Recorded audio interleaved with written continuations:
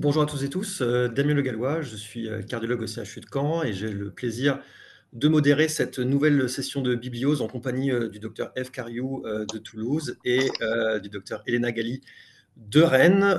2 interventions aujourd'hui, je vous présente donc, le premier orateur, le docteur Jean-Jacques, von Holstein du CHU de Strasbourg qui va nous parler de l'étude ATTRibute-CM. Jean-Jacques? Bonjour à tous, je vais partager mon écran. Du coup, j'ai le plaisir d'avoir été invité par le comité d'organisation pour vous présenter ce papier, Efficacy of Coramittis on all-cause mortality and cardiovascular hospitalization in transthyretin amyloid cardiomyopathy. Le papier, c'est une sous-étude du papier Princeps sur la coramidis qui a été publié l'année dernière.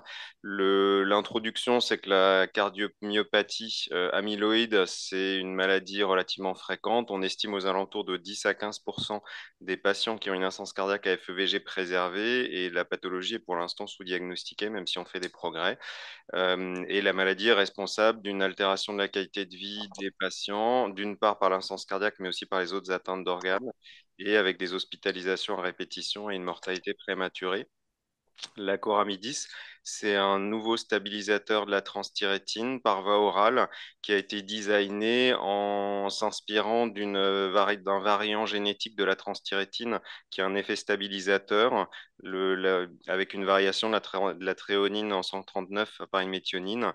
Et en fait, il y a deux mécanismes impliqués dans la stabilisation, une stabilisation par des ponts hydrogènes et la liaison de la molécule dans le site de fixation des hormones thyroïdiennes.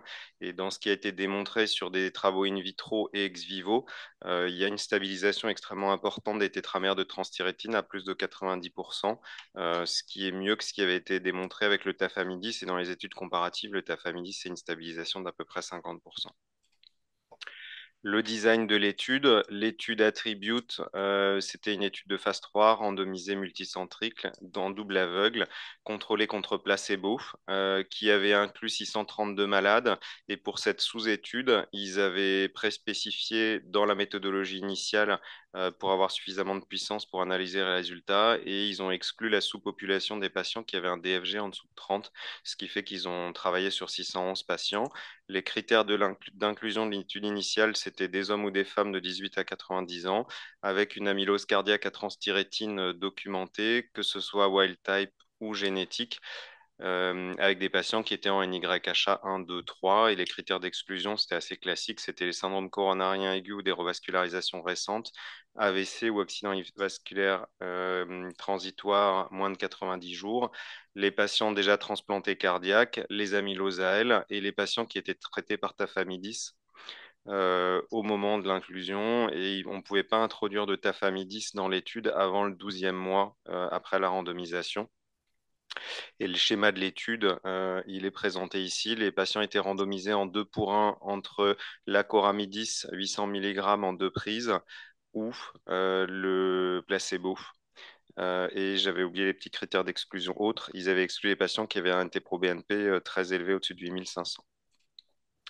Pour les caractéristiques de base de la population, l'étude était multicentrique, comme je vous l'avais dit, avec 95 sites dans 18 pays. La durée moyenne de diagnostic de l'amylose avant l'inclusion était d'1,2 années.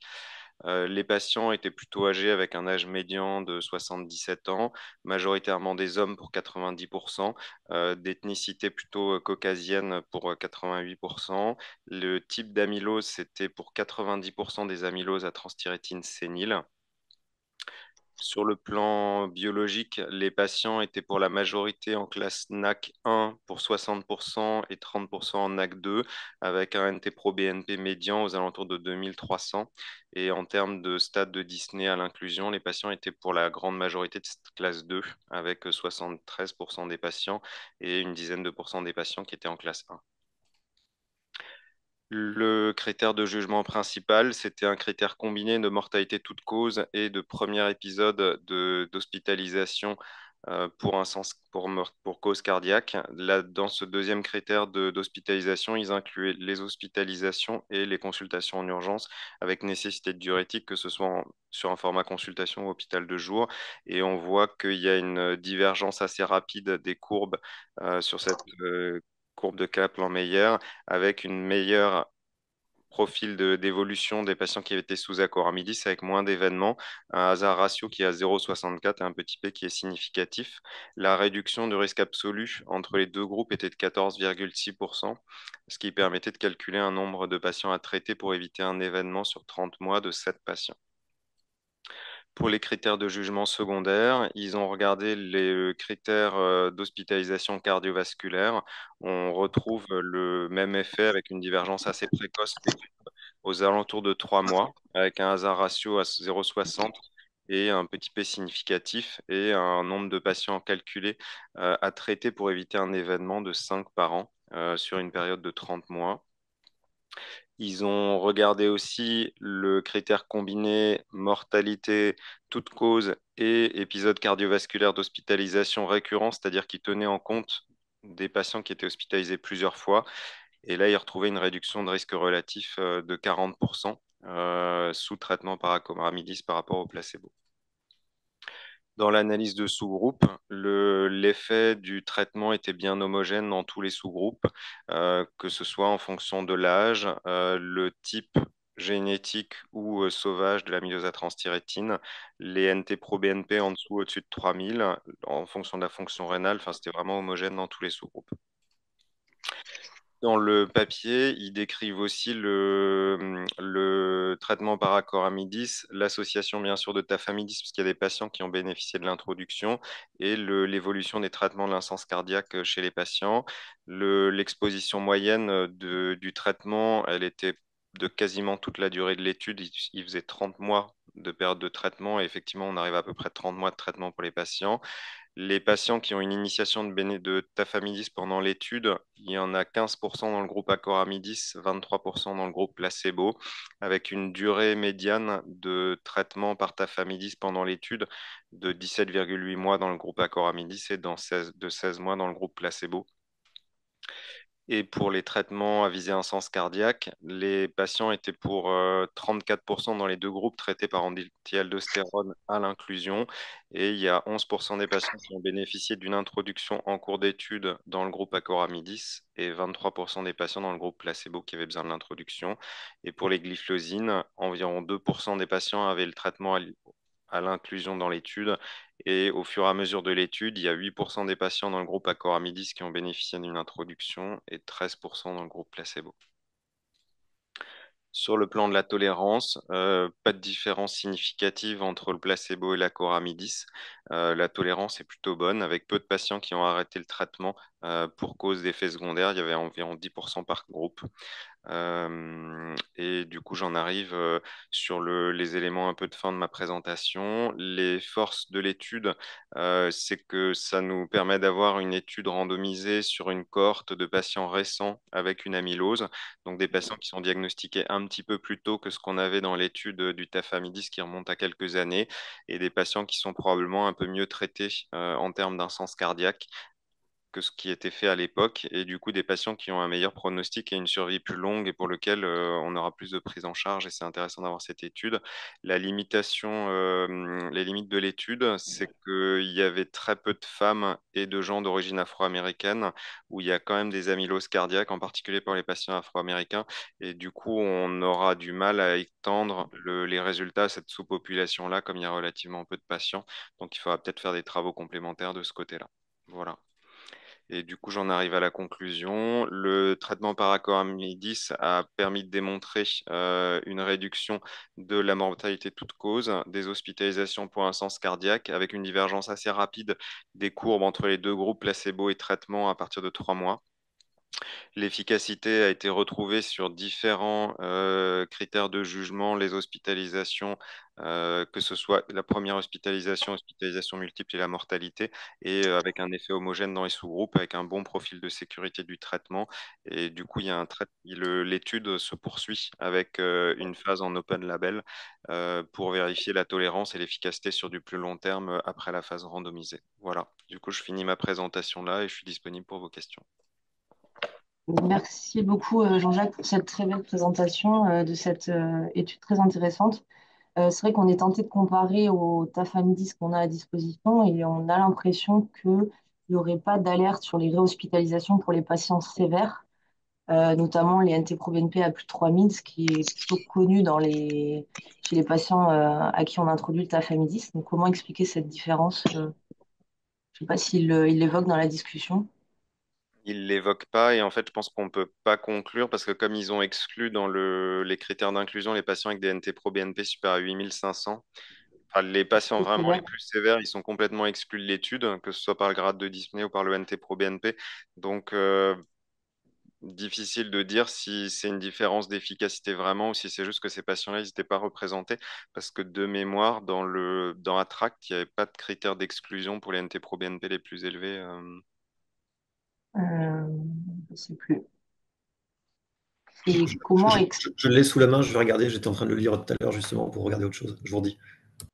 et comment expliquer cette différence plus précoce sur les critères de jugement principaux, donc mortalité et réhospitalisation, qu'on avait pas enfin, qu'on avait beaucoup plus tardivement dans ATTRACT, alors que justement, tu l'as dit, les patients semblent mieux traités sur la prise en charge globale de l'insuffisance cardiaque, donc on est censé avoir un peu moins d'événements. Dans le papier, il l'évoque un petit peu. La piste évoquée, c'est l'effet plus important de stabilisation du tétramère de transthyrétine par l'acoramidis. Peut-être que c'est ça la différence. Ce qui, moi, me turlupine un peu et que j'aimerais avoir peut-être un jour, c'est une étude randomisée versus le tafamidis, mais je suis pas sûr qu'ils vont investir. Mais en dehors de ça, il n'expose pas d'hypothèse pour justifier la différence d'efficacité. Et j'avoue que personnellement, j'ai pas d'hypothèse d'explication parce qu'autant sur les autres mécanismes d'action des traitements, on peut avoir une divergence. Enfin, on a une idée de la divergence plus rapide, mais là, le mécanisme d'action est relativement superposable. Donc, pourquoi ça marche aussi vite, c'est assez surprenant. Parce qu'il y a un effet dose peut-être plus important, parce que c'est vrai, dans le tafamidis, on a la même neuro avec 20 mg et cardio avec 61 mg. Est-ce qu'on a des doses Je sais pas. infra-thérapeutiques? Est-ce qu'ils ont évalué l'impact de traitement, en fait, quelque part? En fait, il y avait des patients qui prenaient aussi Tafa plus Acoramidis, d'après ce que j'ai compris là. Ouais. Je remonte juste à la diapo. Ouais, Il y voilà. avait 15% des patients sous acoramidis qui étaient sous tafamidis en plus après le 12e mois de traitement et 23% des patients dans le groupe placebo. Ce qui fait probablement que comme il y a plus de patients qui ont du tafamidis dans le groupe placebo, on a pu diminuer la divergence des courbes parce que les patients dans le groupe placebo étant plus traités par tafamidis, c'était pas un vrai groupe placebo a posteriori, donc ça a pu minorer un peu l'effet du traitement. Donc c'est plutôt en défaveur de l'acoramidis, le fait qu'il y ait plus de patients placebo qui a un déséquilibre à ce niveau-là. D'accord. Dans la track, j'ai regardé, c'est NT-proBNP supérieur ou égal à 600 en critères d'inclusion et il n'y avait pas en critères d'exclusion. Ouais, c'est ça. Et juste pour le tafamidis, il précise ce qui a conduit, peut-être que je suis désolé si c'est la question qui vient d'être posée, parce que je suis en train de regarder le papier d'Attract, ils disent ce qui ont conduit les gens à mettre du tafamidis, les critères. C'était laissé à la discrétion des équipes. Ouais. Mais D'accord. en voyant les résultats, j'aurais tendance à penser qu'ils voyaient leur patient s'aggraver et du coup, au 12e mois, en réévaluant le patient, ils disaient bah, le patient il progresse, je lui rajoute le tafamidis, ce qui explique peut-être un peu le décalage entre l'acoramidis et le placebo où les Hmm. patients progressaient plus dans le groupe placebo et du coup, les médecins étaient plus tentés d'introduire des traitements. Et j'aurais un peu la même hypothèse pour les anti-aldostérone et les glyphlosines. Il y a plus Hmm. d'introduction dans le groupe placebo. Donc, c'est des patients qui ont dû être plus symptomatiques et du coup justifier un renforcement de traitement aussi pour ça. D'accord. Et tu n'avais pas l'info sur les doses de diurétiques Dans ce aqueuses? papier-là, il n'y avait pas. Et dans le papier Princeps d'attribut, je ne sais plus. Ok. Mais je crois pas que j'ai vu passer les doses de diurétiques, non.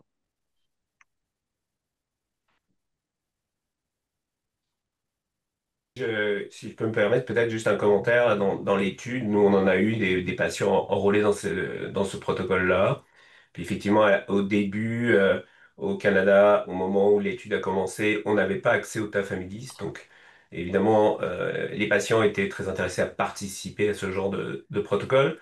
Sauf qu'effectivement, le tafamidis est devenu accessible. Et les patients qui, évidemment, ne savaient pas s'ils prenaient le placebo ou le traitement efficace. Certains ont fait énormément de pression pour avoir accès au tafamidis en plus de leur participation au protocole de recherche. Donc ça, c'est aussi un des éléments qui a poussé certains patients à avoir la double prescription.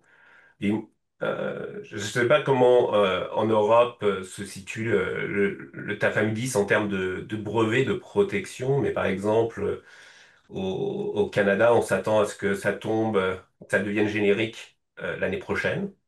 Donc, D'accord. c'est sûr que se pose la question pour un produit comme la Coramidis, de sa position dans l'écosystème des molécules qui vont être accessibles, parce que nous, on s'attend à ce que le tafamidis, en termes de coût, chute considérablement. Là, il y a plusieurs compagnies génériques qui se préparent déjà à investir dans le marché canadien.